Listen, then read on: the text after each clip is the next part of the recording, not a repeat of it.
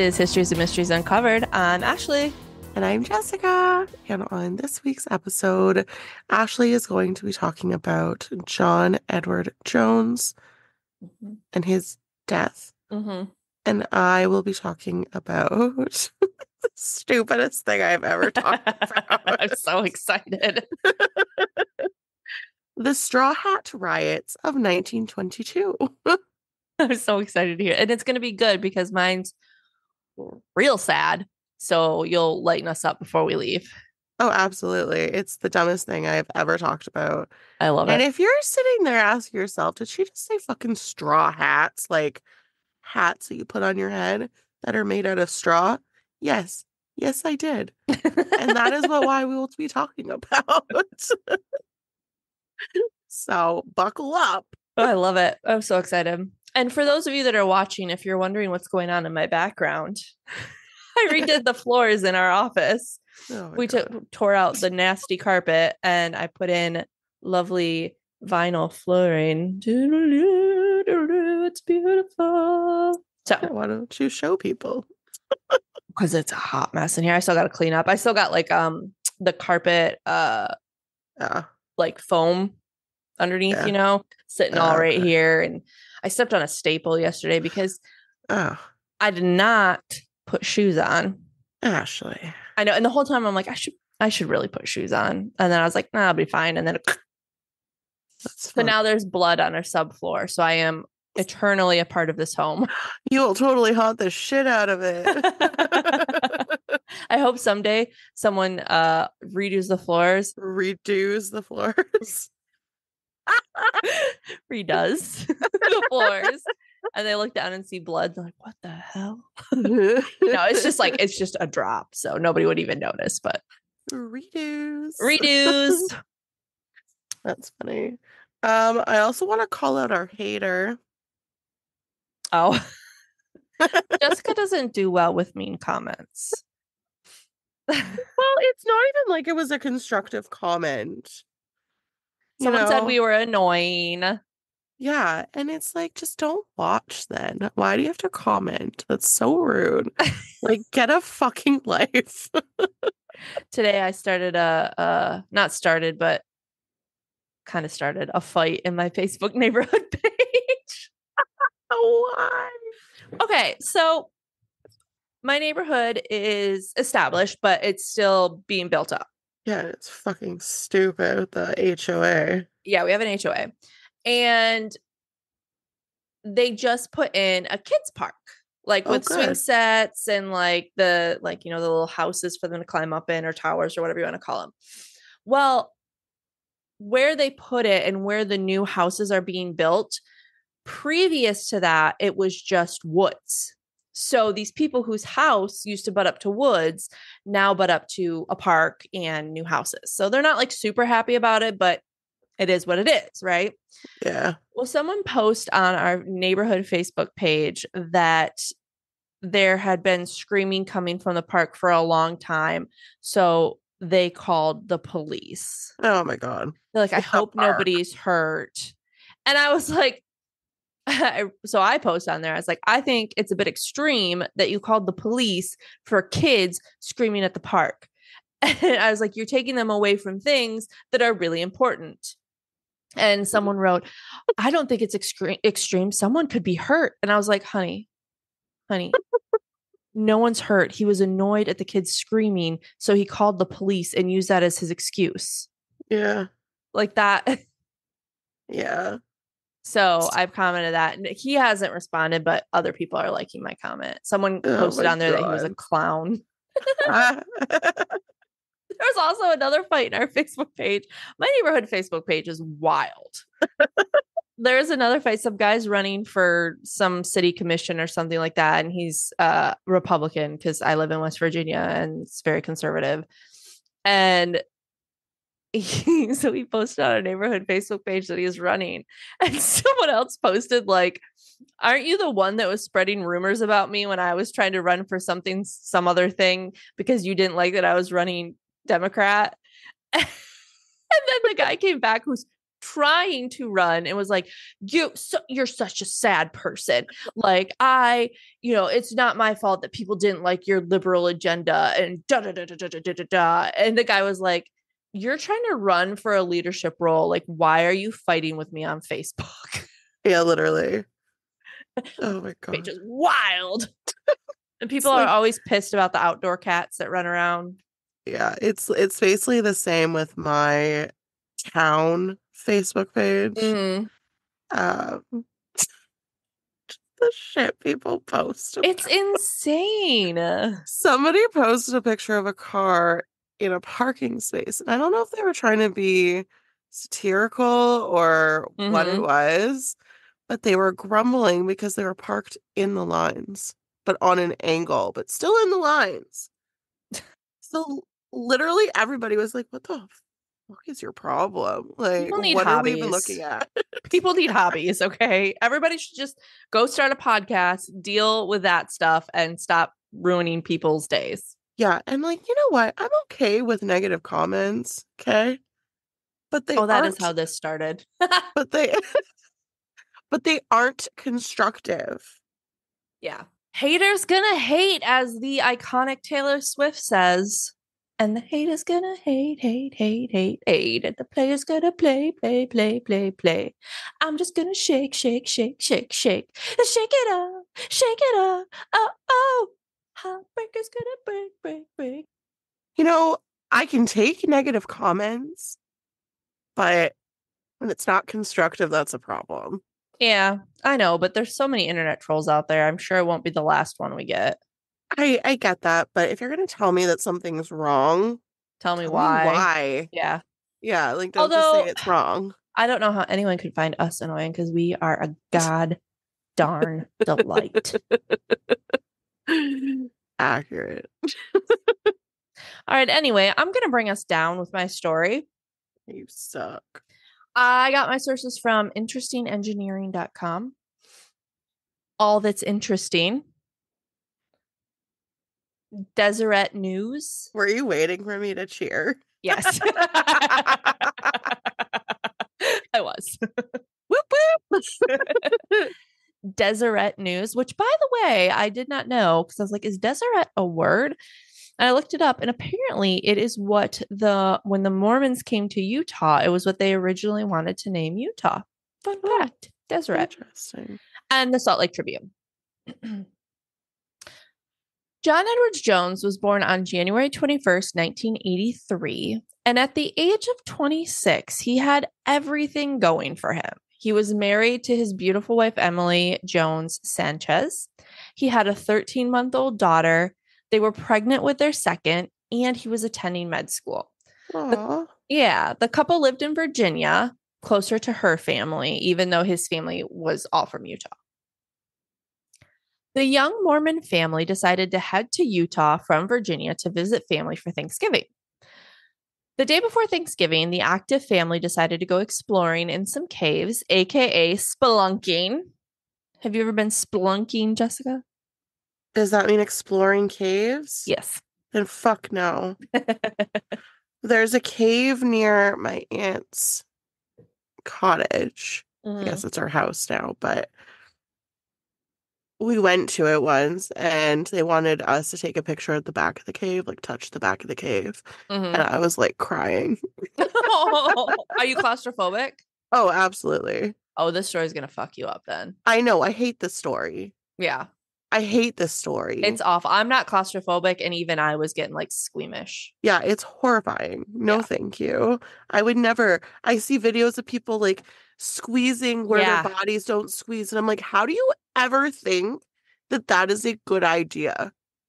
I don't know how they find it fun. Yeah, I don't. Have they never seen As Above, So Below? The gates of hell are down there. Anywho. I gotta go. So different. I know, but they go in like a cavey spot. I know. It's horrifying. No, thank you. Absolutely not. So they decided to go to, I was going to say, I have been in some caves, but they were like super touristy caves where there's like handrails and everything, you know? And they are beautiful. They are really, really pretty. But They decided to go to Nutty Putty Cave, named after the muddy type textures found in the cave. Prior to their trip, it should be noted that there had to be 4 rescues from the cave, but it was frequented by cavers and Boy Scouts.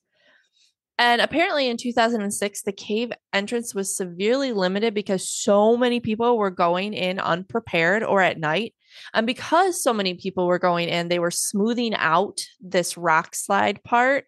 And they were really afraid that someone was going to slip and die. It was, the area was a 45-degree room, like degree as in like angle, not like temperature, called the Big Slide. So a gate was put up and the cave was temporarily closed, but in 2006 it was reopened. It was temporarily closed in 2006, but it was reopened in early 2009. And you could explore it if you went through an application process. So they would make sure that you were like proper safety precautions were taken. But then for some reason on May 18th, 2009, they're just like, fuck it, anybody can go. So they opened it back up to everybody. Oh, great. Yeah. Not a smart idea. No. So a group consisting of John, his brother Josh, and 9 other friends and family members were excited to explore these newly opened caves. They're from Utah. They explored caves all the time. John and 3 others decided to leave the main group and check out what was known as the birth canal, because that's how small it was. It was called the birth canal. Literally nothing about that sounds okay. I know. It all sounds so scary, but they loved it. They loved this stuff. It was like they've been doing it since they were little and they loved it. Me, I'd rather, do anything else that sounds, but they loved it. And the rest of the family was like, we don't want to do that. So we're going to go elsewhere. So this area of the birth canal was tight, but you could still navigate through it. And there was a turnaround at the end. So you could go all the way through, turn around, and come back. So this was the entrance to this was, messed up. Let me rewind. So there was a turnaround at the end. So the way this cave is set up, there's an entrance at the top of the hill called Blowhole Hill, which I love. It's like devil's anus. The entrance is 6 feet wide and has a straight drop down 15 feet. Ugh, no thanks. Once you're down there, you can go one of 2 ways. You can go right or left. And right has that big slide. To the left is called the maze. So John and his brother began the descent into what they thought was the birth canal. John went forward, crawling on his belly, inching forward. So we're talking, he had to be on his belly to get through this. There was no crouching. There was no crawling. He was on his belly, scraping forward. Mind you, John was 6 feet tall and 200 pounds. So he was thin, but he was really tall. And by the time he realized that he hadn't found the birth canal and was actually in an area of the cave that was uncharted, he could not turn around. There was no room to do so. He couldn't even wiggle out backwards. Like it was so tight. Why would you do that? So his only choice was to push forward into the unknown. He tried to exhale the air in his lungs to make himself smaller. So like, this is how tight we're tight. He's like trying to just to get smaller to fit through the tunnel, which was 10 inches across and 18 inches high, or 25 centimeters by 45 centimeters. That means nothing to me other than it was small, I'm assuming. You not know centimeters? You guys, I put that in there specifically for you. I don't do measurements. Math is not my thing, okay? I will admit I'm smart, but not that smart. So it's very small. They said it's about the size of like the opening of a washing machine or like a dryer. Okay, see, that helps me. Okay. Thank you, because I was expecting something smaller. Okay, yeah. So he exhaled to try and create more space. But when he inhaled, his chest expanded and he got wedged in. He was stuck between the ceiling of the cave and the floor. And the worst part is that he basically got stuck on a slide. So he was upside down. John's brother Josh eventually found John and realized that he was stuck. He tried to pull on his legs, but it didn't work. There was really nowhere to pull him. So I was trying to figure out a way to describe this in a audio medium for people to understand. He's basically like upside down, right? That's not the word I wanted, but yeah. So he's upside down, but so if you picture yourself crawling on your stomach and then you like go down a slide face first, right? So his face is facing the way he came. So his calves are facing the opposite direction. Does that make sense? No. Yeah, it's hard to explain. So why is his face a different, like the opposite direction? Because your calves are behind your face. No, but why? Like, did he go in backwards? I missed that. No, he went in. So he's crawling on his belly and he falls. So then picture how? like this. But you said his head was facing the way he came. Yeah. Because say this is his face. He went like this. So his face is over here the way he came. Oh, because when you say that, to me, it means that he's facing the direction he came from. He is. No, because his feet are behind him. You said he didn't go in backwards. He didn't. So how? Okay. Oh, I have Wally. I'm so confused. Here's Wally. Okay. And if this is the slide, so he goes in like this. So he's like this. So his face is facing down, not behind him. Well, it's facing down, but like it's facing the way he came from. You know what I'm saying? So he came from like here. So his face is facing that way. But his calves are facing this way. Yeah. Okay. No, that was a really bad explanation. Well, you can see it now. You see Wally. No, I don't. I don't get it. Like his feet are like flipped backwards. No, they're straight. Everyone, I'm going to pause and explain it to Jessica. I'll be right back. Okay, so after much yelling, I get what Jessica's saying now. So he is pointed down. His face is against rock, right? Yeah. So, and then it's important to know that his legs, though, like his legs are in a way where his knees didn't bend back, right? Okay. So like his knees would have bent the opposite way that he came. Does that make sense? Sure. Okay. Anywho, so lots of yelling, people.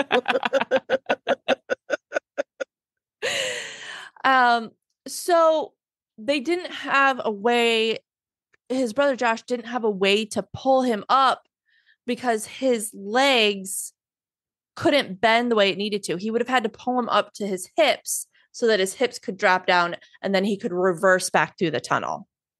If that makes sense. Sure. Okay. Either way, he was stuck and there was no way that they could get him out.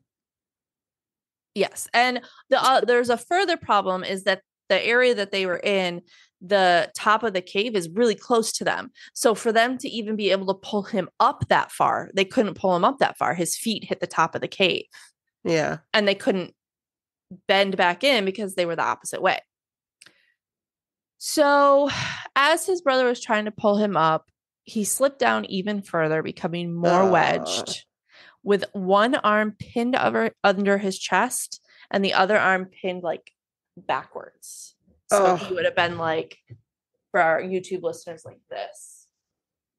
Oh, that's horrifying. Yeah. Because then you can't move at all now. Exactly. He's completely pinned down. His brother and he prayed for God because, they were Mormons. So they said a prayer, and eventually Josh started to go to the exit to get help because he knew he could not help his brother. When he came out of the cave, the rest of the group was there waiting for them. He told them that he was going to call for help and asked their friend Joey Stocking, who was smaller than them, to go in and keep John company. Joey said, so I crawled in above John. It was a very tight spot, and I would often panic because it was difficult to move. And John and I tried several things to move him up. I did the best I could to keep him in good spirits by giving him little goals to reach. Mike, John's other brother, was outside of the tight spot talking to me, which I much appreciated because it helped keep my spirits up. But after an hour, I was becoming tired and scraped up and started to get psychologically messed up. I crawled out and Josh crawled in to see what he could do. A call went out. Apparently, there's a Utah cave rescuers group. So a call went out for them, and they specifically requested small cave rescuers because this was such a tight space. And one of the people who came out was Susie Matola, who was only 5'3", so it's just a little thing. And she was able to go in. They tied a rope around her feet in case she got stuck, and off she went. It took her 20 minutes to get to John, and she said that even with as small as she was, she couldn't fully extend her arms and legs. At this point, John had been stuck upside down for more than 3 hours. Oh, the worst. Susie tied a rope around his legs that led to the rescuers on the other side of the cave, but the rope was not enough to budge him. She tried to get him into different positions and even tried to cut his jeans off, hoping that even, like a millimeter of extra space would help. But all of it was to no avail. She was trying to keep his spirits up and told him he'd have a great story to tell his wife when he got out. And even went as far to ask, if he wanted to get some pancakes when they got out, just like trying to keep him thinking of, fun, nice things. When she ran out of things to talk about, she started humming some Mormon hymns for him. She also tried to get him some water.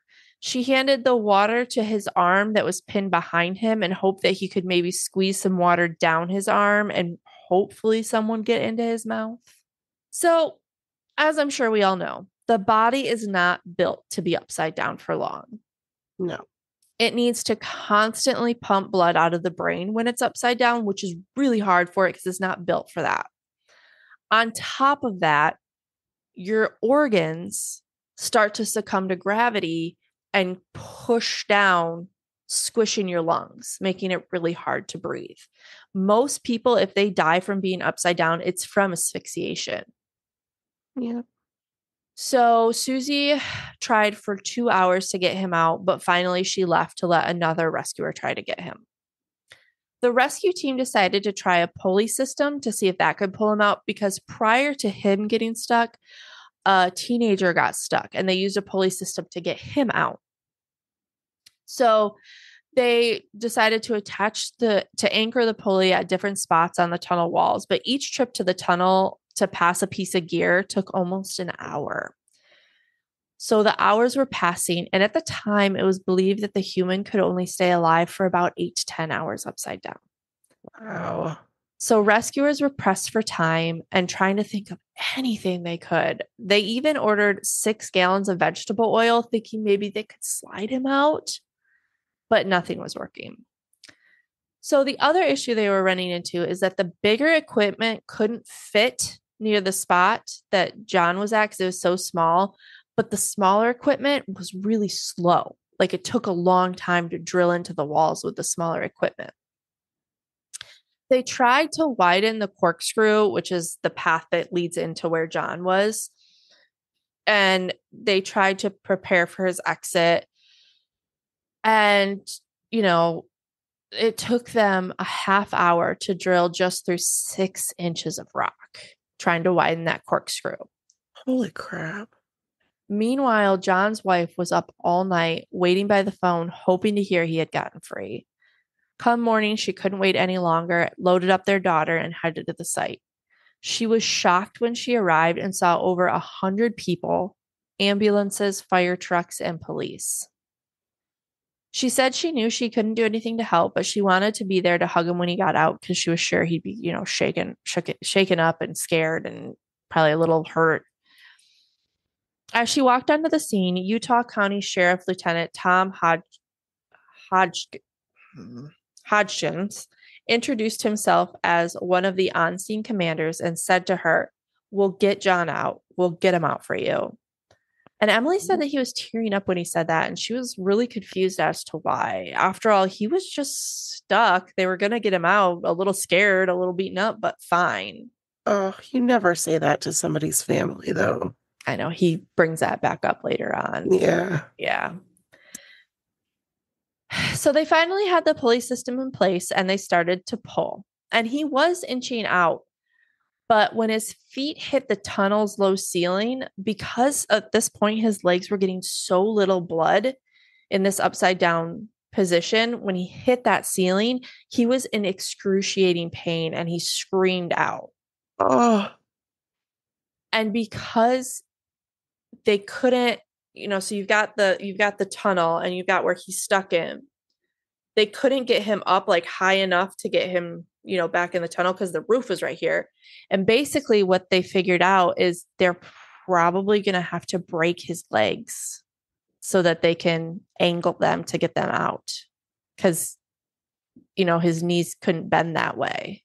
Which is so weird to me because he got in there. Why can't he get out? That idea is always so weird to me. Well, I think because one, he was wedged in, right? He was stuck. And two, Yeah. it's gravity's pulling him down. So he'd have to like push himself back. And he didn't really have any way to do that. Yeah, that's fair. So, it's so terrifying. ugh. And so they thought, we're going to have to break his legs.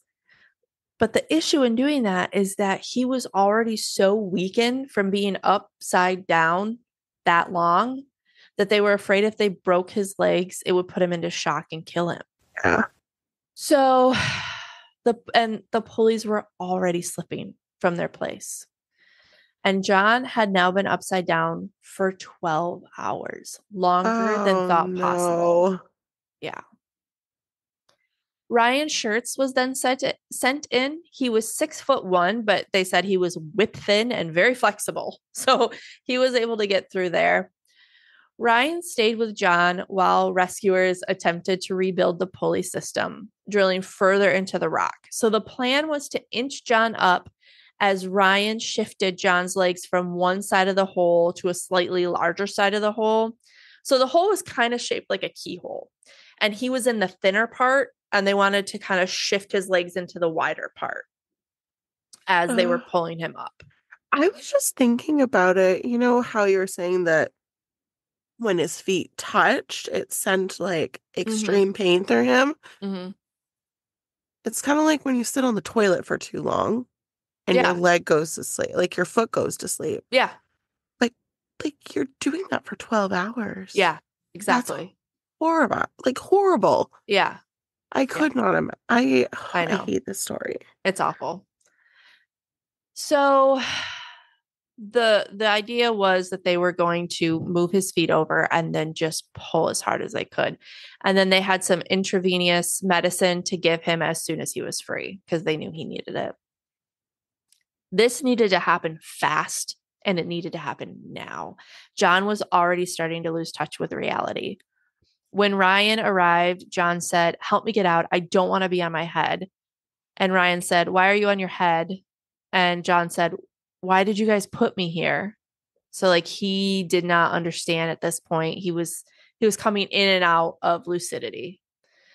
Imagine though, like being with him and that's happening and you're experiencing that. Yeah, I talk a little bit about that at the end too, kind of how it affected these rescuers. Ryan had also brought a pouch with Gatorade in it, and it had a tube. So he was able to like squeeze the tube down to to John to get some Gatorade. And then not talk today. I know I'm having issues. And then he gave John's leg a little rub just so John knew he wasn't alone. Ryan also was Mormon, so he was able to talk to John about their faiths while waiting for them to reconstruct the pulley system. John had said to Ryan, "I'm sorry I'm so fat. It would be so much easier for you guys to get me out here if I wasn't so fat." And Ryan laughed and said, "Well, when we get you out of here, I'll be your workout buddy."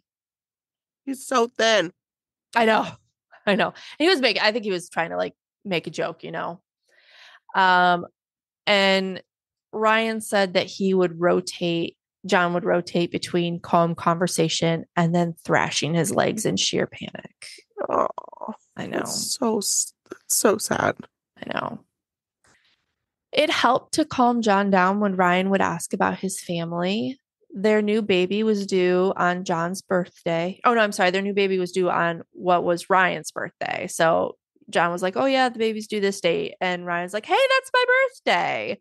Aww. So they were talking about that. And they were able to get a two-way radio to Ryan, who was able to get it close enough for John to hear his wife, Emily, say, I love you. Just keep fighting.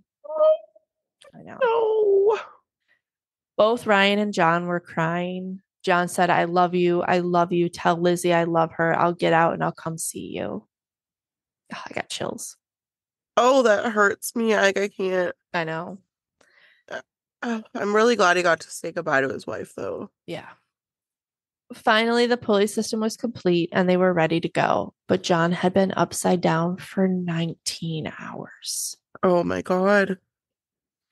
Ryan told John, okay, John, I need your help. I need you to make sure you are pushing with your hands. So they again inched him up, and again his legs hit the ceiling, and again he screamed in pain. Ryan told them to lower him back down, give him a bit of a rest. Then they lifted him up a third time. Ryan stuck his head in the crack and said, John, look up at me. How are you doing? It was the first face John had seen in 19 hours. He said, it sucks. I'm upside down. I can't believe I'm upside down. But he smiled and he said, my legs are killing me. Ryan said John's face was muddy and his eyes were red from crying, but he wasn't bleeding anywhere. And his eyes were a bright, vibrant brown. He said for everything that had happened, he looked fine. They let him back down again to rest. And then after about 20 minutes, Ryan yelled, Hall! And John continued to inch up. Then suddenly, Ryan woke up and there was blood everywhere. What? The stone around the pulley system shattered and the rope around it had broken, sending the metal carabiner right into Ryan's face. He passed out for about 15 minutes and he woke up to what felt like a broken jaw. His eye was swelling and his tongue was sliced nearly in half. Oh my God. Poor John had fallen back into the hole. He didn't seem worse than he was before, so that was good. But Ryan said, John, I'm bleeding. I've got to get out, but it's okay. Everything's okay. Someone else will come in with you. So Ryan's dad was working on the hull line and decided to go into the cave to sit with John. He said, John, are you okay? And John said, I'm going to die right here. I'm not going to come out of here, am I? Oh. And Ryan's dad said, we're going to get you out. He asked about Ryan again and again. He said, is he okay? I think he's hurt really bad. Oh, this is so awful. I know. After this, John went silent and his breathing slowed down. Dave, Ryan's dad, tried to tie a rope around John's waist. Dave tried to lower himself into the wider side of the hole to wrap the rope. He asked John to suck in his stomach, but there was no response. At this point, Dave got stuck as well. It took him 15 minutes to crawl out of the crack that he was stuck in. Oh my God. Could you imagine? I know. They got a drill to Dave and he began drilling as fast as he could. He tried to put the pulley in, but the hole was too small. So he drilled a second one and then finally got the pulley in. After that, I mean, he was an older man. He had nothing left. So he headed out of the cave, having to stop every so often so he wouldn't vomit because he was so exhausted. When he got out of the cave, he pulled Tom, the sheriff, the on-scene commander, to the side and said, he's dying right now. He has a heartbeat, but he's had difficulty breathing before I got there. You can't get someone down there before he dies. It's just awful. I know. Another member of the Utah Cave Rescue, Brandon Koalis, arrived and brought a radio into the tunnel so Emily could talk to John. She said to John, I know you've been pushing hard for so long. Why don't you rest for a minute and take a break and then you can push again? But John didn't respond. At this point, they said, I think Emily was still kind of in denial about how bad it was because she said in an interview that when she told him he could rest for a minute and take a break, she was like, really happy that she was able to tell him that, because she said, he was probably so scared and trying so hard and was so tired. And I gave him permission to like rest a little bit, So I don't think she had quite realized the severity of the situation. Had potentially already gone by that point. Yeah. Brandon said that John was taking slow, wet sounding breaths, and then they just stopped. At 11:56 p.m. on November 25th, a paramedic went into the cave and pronounced John dead. His wife, Emily, couldn't understand how they could do that because they hadn't found a pulse on his legs for hours. And she was so afraid that they were wrong. And if they all left, he would wake up and no one would be there. But Brandon said that he heard John die. He hadn't moved, breathed, or spoken in hours. Emily was finally convinced to get in the car and drive home with her family. The next day, Thanksgiving morning, Tom, the on-scene commander, had to call John's family and let them know that they wouldn't be able to get his body out. God. It was difficult to get him out alive and nearly impossible to do that now that he was gone. They needed him to be able to push himself up and twist through the corkscrew rock formation that led out of the tunnel. Plus, it was dangerous for the rescuers to go down there, So the family agreed they would seal the cave entrance with concrete and it would stand as a memorial to John. Emily said, John loves the outdoors. He loves Utah. He loves wide open space. It's so fitting that it's his spot now. Several rescuers showed up to John's funeral, Ryan included. He had been bruised and needed stitches on his tongue, and his upper lip had swelled so much that it drooped down over his chin. He said that it's still painful to talk about John, and he thinks that had John lived, they would have been really close friends. Oh. 137 rescuers had showed up to help that day, but only 6 were able to get into that cave. Susie, that first one that had gone in to help him, also had a really hard time with this rescue and John's death. And one day, John's brother Josh called her, just wanting to know everything that John said to her and everything that happened while she was down there. They bonded in their grief, and they're now close friends. Aww. Whenever Josh gets a group together to go camping or kayaking or like anything outdoors, he always invites Susie. On June 15th, Emily gave birth to her and John's second son, and she named him John after his dad. She began to get into photography and art, and she decided that she wouldn't remarry. But she said when her son John was about a year old, she noticed he would cling to any man that spent time with them, and she felt bad. So at one point, her younger brother, who was at school in BYU, said that he found the perfect guy for her, his roommate, Donovan Sanchez. Aww. And he was right. And the couple married on August 2012. And this next part is going to make you cry. I've been crying. Before proposing, Donovan called and asked Emily's father for permission, and called John's father and asked for his permission. Stop it. And at the wedding, her father performed the ceremony and John's dad walked her down the aisle. Stop it. The couple welcomed their son Emerson in December of 2013, and she still is in frequent contact with John's family. Stop it. I know. I told you my story was sad and would bring everybody down. I have to tell a story. How am I supposed to do that? It's so sad. So now there's like, they put concrete at the entrance of the cave. And I read in one spot, but I didn't read it anywhere else. So I don't know how true it is, but that they used explosives too, to kind of like, make the cave unpassable.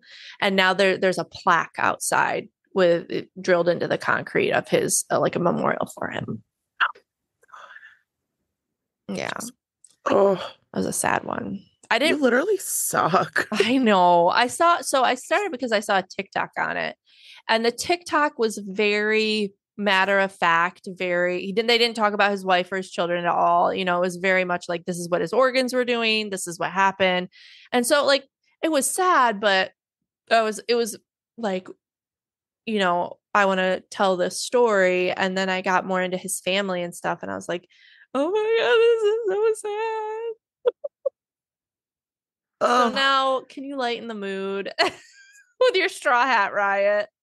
gladly if I can stop fucking crying out of my eyeballs. That's a very sad story. God. I know. And he was only 26 when he died. It's horrible. I know. Okay, well, I'm going to try. I'm gonna try.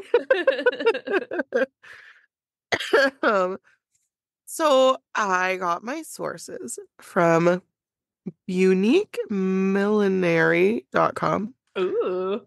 The retroblissmedium.com and Amusing Planet and some other places. So this is wild. And some other places. What do you want from me? I forget to put them down. So, in addition, so stupid. In addition to being a sophisticated, multi-layered form of artistic expression, fashion also serves as a tool for social identity. So this is literally the dumbest thing I've ever talked about. I'm so excited. So, let's begin. In addition to being a sophisticated, multi-layered form of artistic expression, fashion also serves as a tool for social identity. This story will make you laugh, especially if you find the fashion codes confusing and peculiar.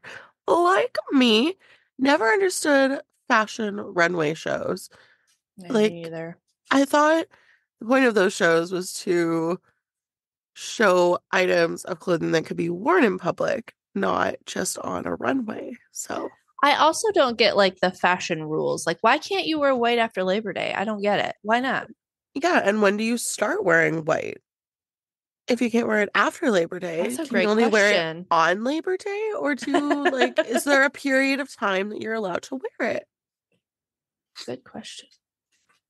But this did have particulars. So it didn't leave you guessing.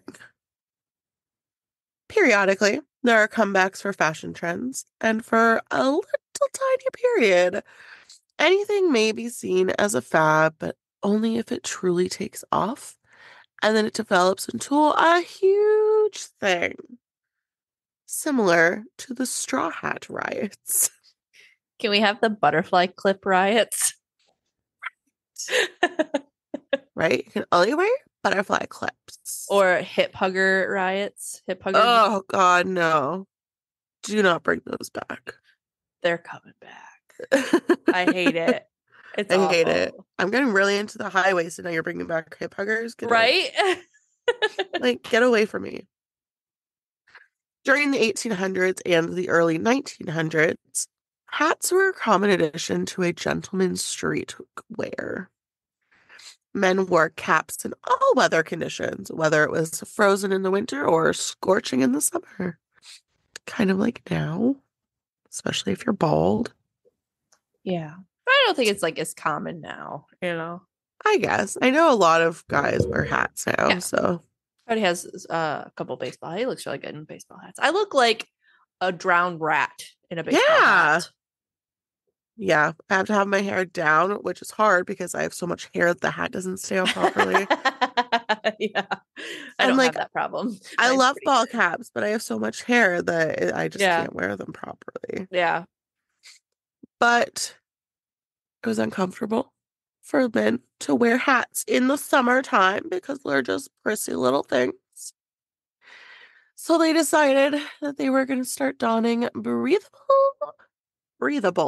if that didn't come out properly, straw hats in the summertime.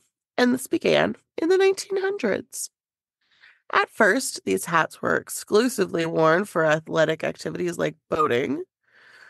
But over time, this summertime headgear became fashionable enough to go with any outfit, and even professionals started wearing them to work. Whoa, buddy. And if you're like me, you're thinking straw hats like honky-dory. Yeah. Like the wide brimmed. Yeah. No. Yeah. It's like the nice, they almost look like fedoras, but they don't have the line in the middle. Okay. You know, just like the cap with the brim. Oh, you know what? I think I'm picturing it now. Yeah, like I feel like it's very like New Orleans-esque. Yeah. Yeah, okay. I'm picturing that then. Yep, okay. Yeah. Those are cute. I like those. Those are nice. I like them. So these hats used to be a way bigger deal than they are now, obviously. And this is an excerpt from the New York Times article. Okay, are you ready for this? So ready. Gangs of young hoodlums ran those young hoodlums ran riot in various parts of the city last night, smashing unreasonable straw hats and trampling them in the street. In some cases, mobs of hundreds of boys and young men terrorized whole blocks. I'm so excited to hear why. These hoodlums were actually offended and angry that somebody was wearing a hat out of season. What? That's exactly what I wrote. Literally in all caps, what? And they say our generation is easily offended. And like the weirdest things that we riot over. At least we've never rioted over straw hats being worn at the wrong time. Oh my gosh. This is so funny. Between the end of the 19th and the beginning of the 20th century, men in the populace followed this strict tradition. The main focus was on dressing according to the season. During the summer, straw hats were both stylish and practical since they provided sun protection. However, it was practically a fashion requirement to transition to heavier felt hats by September 15. I mean, okay. It's stupid, obviously. But they did have a lot more emphasis on the way you dressed back then, like how women had to dress and like all the different layers and what was considered modest and proper. And, you know, they focused a lot more on clothing back then, I feel. Yeah, absolutely. But come on. I mean, not to riot over it, but. Well, it's just the weirdest thing ever. And how did they pick September 15th? Did they just like randomly like, this looks like a good day? Or is that the start of summer? I mean, fall? I think I get into it. Okay. Yeah, I think I get into it.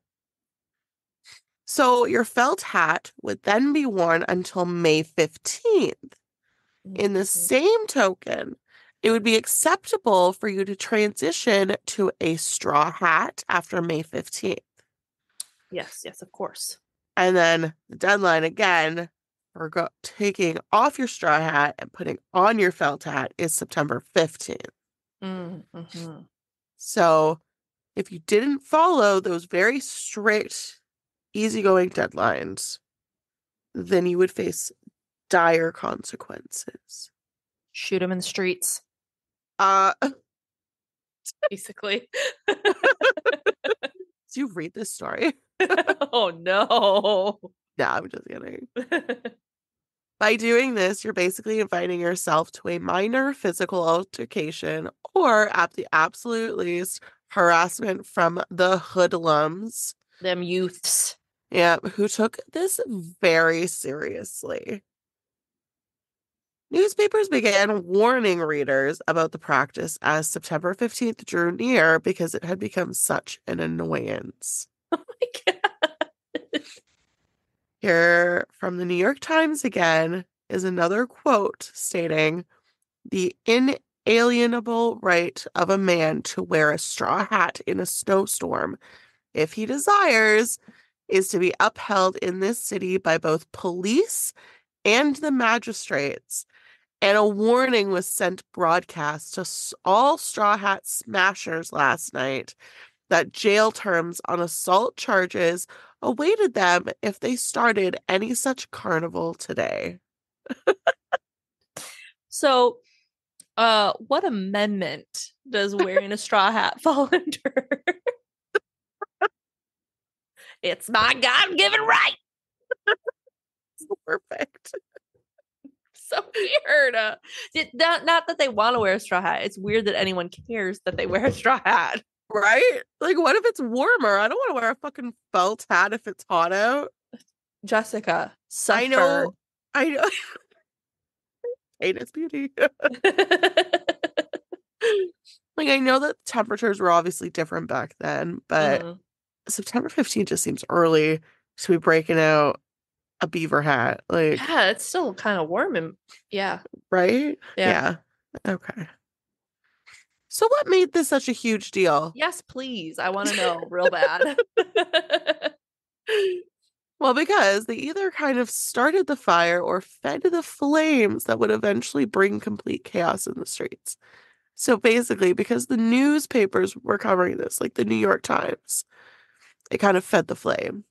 So they stated that it was a necessary event and that anyone who wore a straw hat after this day may be considered a communal enemy and a potential murderer of the social order. You murderer! Oh my gosh. Naturally, in the 1920s, hats were worn by all. The strange thing is that nobody is certain why September 15th was selected as Felt Hat Day. It simply just exists. But kind of like Ashley said, when you take into account that summer doesn't officially end until September 21st, the logic truly falls apart. Yeah. So, yeah, why wouldn't it be after summer ends, right? Yeah. But it's not. Why would the fucking make sense? Thus, the zeitgeist arbitrarily declared that September 15th was the day on which straw hats were to officially be out of style for the year. So, while some of the garments that some of these luxury fashion companies provide nowadays are kind of odd and silly looking, the concept of fashion curation is a hierarchical aesthetic. To be completely honest, they are neither comfy nor functional, and everything has a certain stuffiness to it, as if being stylish meant sacrificing some form of comfort in favor of a little discomfort. It was disrespectful for this whole arrangement to wear a straw hat past the point of no return. So for the riot, they were just taking to the streets and stomping straw hats. Yeah. That'll show them. Yeah. It's so funny when I start to explain what was happening. Like specifics. People assume you're naive or kind of dumb if you're still wearing your straw hat when autumn arrives. And this was taken so seriously in US cities that the authorities had to step in. Yeah. Pittsburgh Press article noted in 1910 that the police were protecting straw-lidded pedestrians. They went on to say, it is all right for stockbrokers on the exchanges to destroy one another's hats if they like, on the principle that everything goes among friends. But no man likes to have his hat snatched from his head by somebody he has not yet been introduced to. And if the informality should become general, there will sure to be a number of obstinate gentlemen, most likely with English blood in their veins, who will coolly proceed to treat the fun-making as a physical assault and defend themselves in a manner which will spoil the fun for all concerned.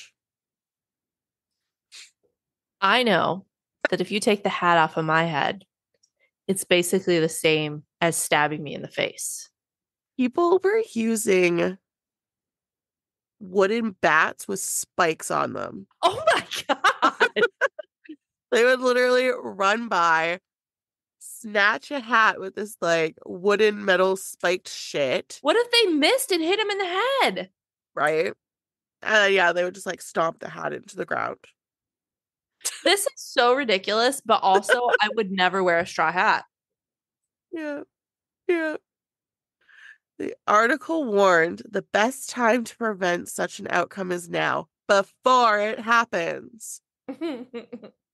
And it's so casual, this article as well. The Eurocentric prejudice. Yeah. Because it's the suggestion that while Irish people will put up with this, you should be aware of the English since you never know what kind of people they can be. Yeah. Yeah. Right? Like, don't piss them off. Yeah. In New York, the straw hat rule truly came to a breaking point. People were following this straw hat regulation the entire time. Furthermore, it had grown so commonplace that it was assumed that wearing a straw hat on Felt Hat Day would not last long until a child snatched it off, stomped it on it in front of you, and made off with it. I wonder why this made the kids so mad. Why the youths get so mad? The hoodlums, because they need to fight for something, God damn it. It took a minute to reach critical mass, and it took around 12 years for this type of lighthearted hat flipping to escalate into a full-fledged riot. 2 days before the straw hat prohibition was set to take effect on September 13th, 1922, gunmen jumped the gun.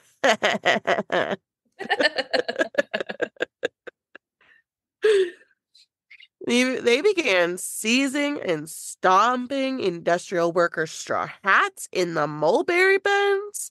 How dare they? And for those of you that don't know, that is a neighborhood of Manhattan. I did not know. What is the neighborhood of Manhattan? Mulberry bins. Oh.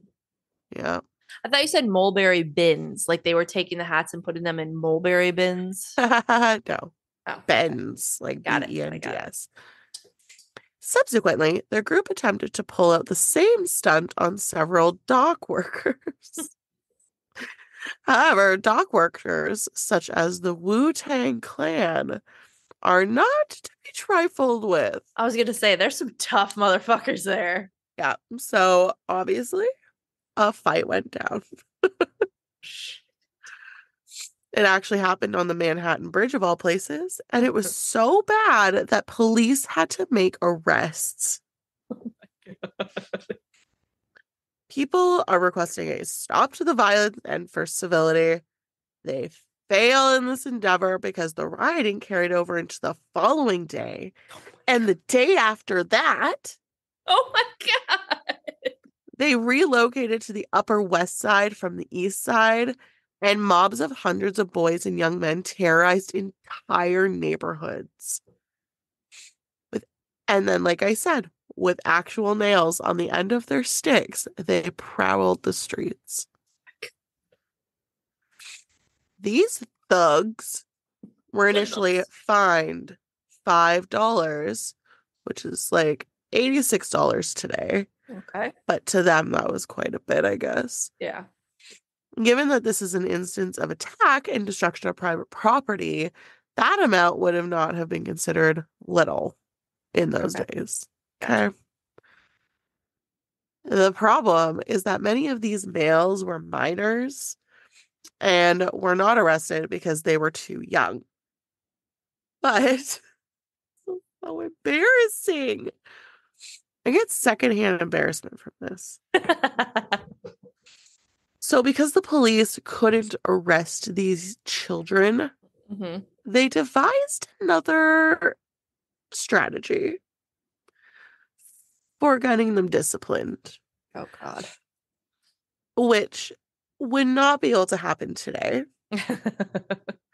But these children, these hoodlums, received a whipping and a spanking. Oh my God. In rare cases, during the height of the riots in New York, the police would catch these children and invite their fathers to come to the station so that they could spank them instead. Oh my God. And these kids were like 14, 15 years old. Oh my God. And they were getting spanked in public. Oh no. Yeah. Like people would have gathered to watch. Oh my God. it's challenging to like come back from that. I bet. I feel like embarrassed my whole life. But yeah, so it seemed like these were kind of well orchestrated, but it was just a bunch of hoodlums. Bunch of kids. A bunch of youths. Yeah. It was a low, it said, in actuality, it was a low-level domestic terrorist attack. Seems a little dramatic. A man named E.C. Jones allegedly said that 1,000 youths were taking part in a roaming mob on Amsterdam Avenue. 1,000 youths. 1,000. Oh, that's no. insane. These children kicked and battered a 25-year-old guy named Harry Gerber. Oh my God. So severely that he had to be taken to the hospital. Oh my gosh. Yeah. Additionally harmed were police officers, of course. And so stupid. While attempting to pursue the children, a detective sergeant lost his hat, ironically, and stumbled, falling into a trash-filled gutter. Oh no. Whenever law enforcement broke up a gang, the youngsters would disperse and go to a new neighborhood to form new groups with other members. Such shitheads. Yeah. For a few more years, this hat snatching incident persisted. The unrest in 1922 claimed no lives. However, accounts state that in 1924, one man was slain while attempting to defend himself against some hat stompers. Yeah. Oh, shit. Yeah. And on September 18th, President Calvin Coolidge was once observed donning a straw hat.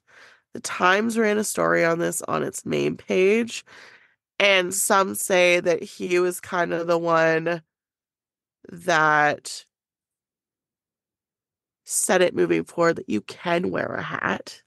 Yeah, so the hat smashing trend kind of faded, and the Panama hat, which is what kind of looks like the New Orleans hat, gained a lot of style traction. Oh. Mm-hmm. So it just took a president I've never heard of, Calvin Coolidge. Yeah. To set off to kill a stylish fad. But yeah, so it's my stupid story. That is so ridiculous, and I love it so much. So ridiculous. Like, except for the one guy that died. That's really sad. But the rest of it, hilarious. Yes. Oh, yes. That guy, that's like just defending himself. Yeah, that's awful. Like, go away. It's a fucking hat, people. Yeah. Like, not worth it. Yeah.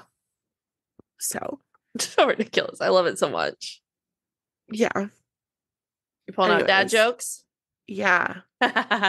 Are you ready for them? I'm ready. I mean, my story was funny enough. It was. Like, so ridiculous. But I have some jokes. Okay. This one took me a second to get, so. Well, I never get them, so. The rotation of the earth really makes my day. Stupid.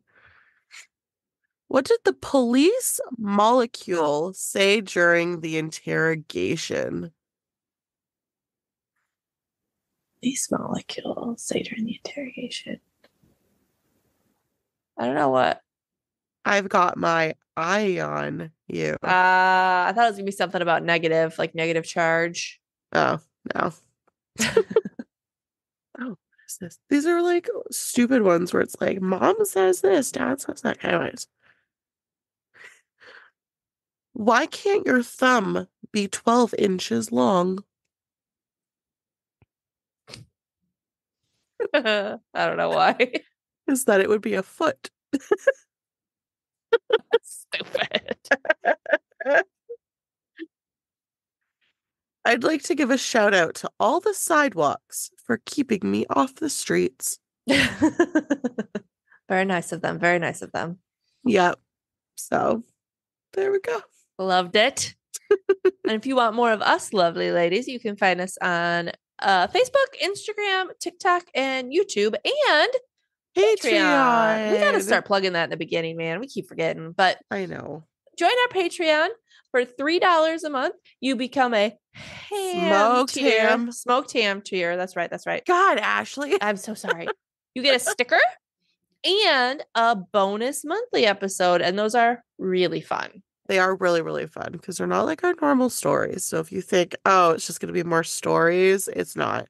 So it's fun. Yeah, we do a lot of, we've done a couple Am I the Asshole questions. We've done a couple, like for New Year's Eve, we did New Year's Eve traditions around the world. So we ask the patrons what they want and we give the people what they want. Yeah, that's what you got to do. Yeah. So it's super fun. Come and join us. Yes. And shout out to Lindsay for the email she sent us. Oh, so nice. So nice. She was very sweet. So thank you for your email. It made our day. I know we bitched and moaned about the negative guy, but but thank you. Yes, we love it.